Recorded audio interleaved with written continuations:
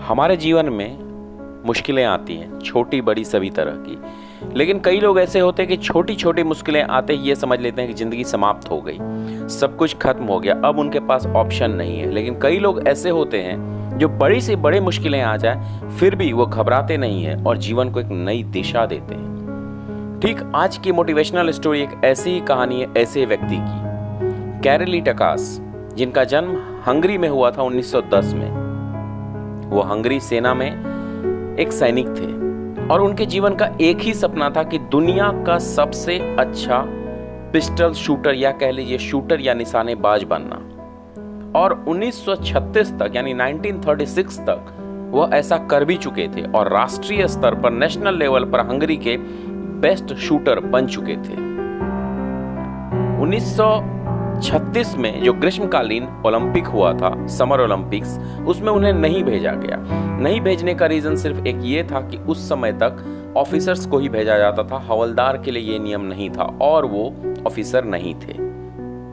हालांकि 1938 के बाद यह नियम हटा दिया गया, लेकिन 1938 के प्रशिक्षण के दौरान, एक ट्रेनिंग कैंप के दौरान, क्योंकि वो सेना में थे, हैंड ग्रेनेड फेंकने के दरमियान में उनके हाथ में हैंड ग्रेनेड फट गया और वो हाथ था उसका राइट हैंड, जिस हैंड से वो शूटिंग करते थे, जिस हैंड से शूटिंग करके वो दुनिया के सबसे बेहतरीन निशानेबाज बनना चाहते थे। वो सिर्फ उनका हाथ नहीं, उस हाथ में हथगोला नहीं फटा था, उनके सपने फट गए थे, सपने टूट गए थे। जिस हाथ के बल पे वो दुनिया का सबसे बेहतरीन निशानेबाज बनना चाहते थे, वह हाथ अब रहा ही नहीं। यहां एक आम आदमी क्या करेगा? टूट जाएगा, बिखर जाएगा, सब कुछ खत्म हो जाएगा। लेकिन कैरली टकास ने ऐसा नहीं किया। वो थोड़े दिनों तक दुनिया की नजरों से गायब हो गए और नजर आए 1939 में, जब हंगरी का राष्ट्रीय शूटिंग चैंपियनशिप चल रहा था। वहां के शूटर्स को लगा कि वो उन्हें मोटिवेट करने के लिए आए हैं, प्रोत्साहन देने के लिए आए हैं। लेकिन तब उन्हें आश्चर्य हुआ जब उन्हें पता चला कि नहीं, ये तो हमारे साथ भाग लेने आए, हमारे साथ कंपटीशन करने आए। क्योंकि दायां हाथ में हथगोला फट जाने के चलते उनका हाथ एक नहीं रहा था। वो गुप्त तरीके से चुपचाप किसी को बिना बताए प्रैक्टिस करते रहे बाएं हाथ से।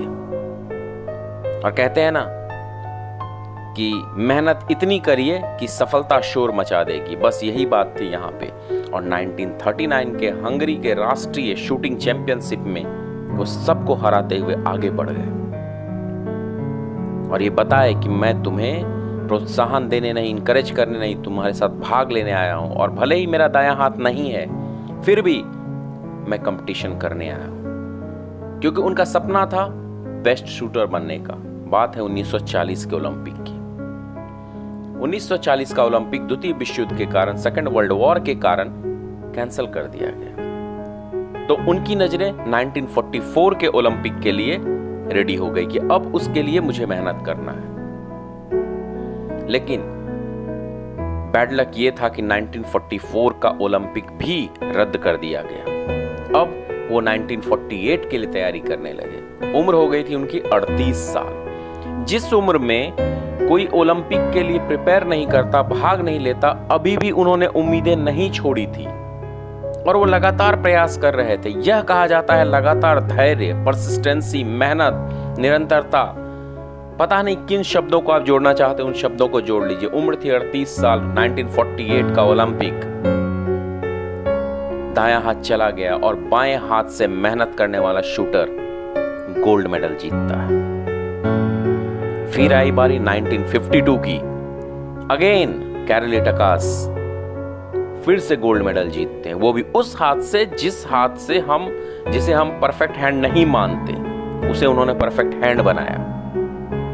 वो पहले ऐसे निशानेबाज बने जो ना केवल विकलांग थे बल्कि लगातार 2 बार ओलंपिक में गोल्ड मेडल जीतने वाले पहले निशानेबाज बने। क्या यही कहानी खत्म हुई उनकी? नहीं। 1956 में वो 8वें नंबर पे रहे, फिर से कांस्य पदक जीता। इसके बाद वो कोच बने, कई और पदक भी जीते। 35th राष्ट्रीय हंगरी में शूटिंग चैंपियनशिप भी उन्होंने जीती। यानी कई तरीके से वो प्रूव कर दिए कि ठीक है, मेरा दायां हाथ चला गया, मेरे सपने टूट गए, लेकिन अगर सपने टूटते हैं तो सपने बनते भी हैं। हम छोटी छोटी मुश्किलें लाइफ में आती है तो उससे घबरा जाते हैं, परेशान हो जाते हैं कि अब मुझसे कुछ नहीं हो सकता, मेरा तो ये था वो खत्म हो गया। लेकिन यहां इन्होंने ये बताया कि नहीं, सपने हम ही बनाते हैं, अगर वो टूट गए दोबारा बनाए जा सकते हैं। और मनुष्य के दृढ़ इच्छा शक्ति, विल पावर के आगे कुछ भी नहीं है, डिटर्मिनेशन के आगे कुछ भी नहीं है।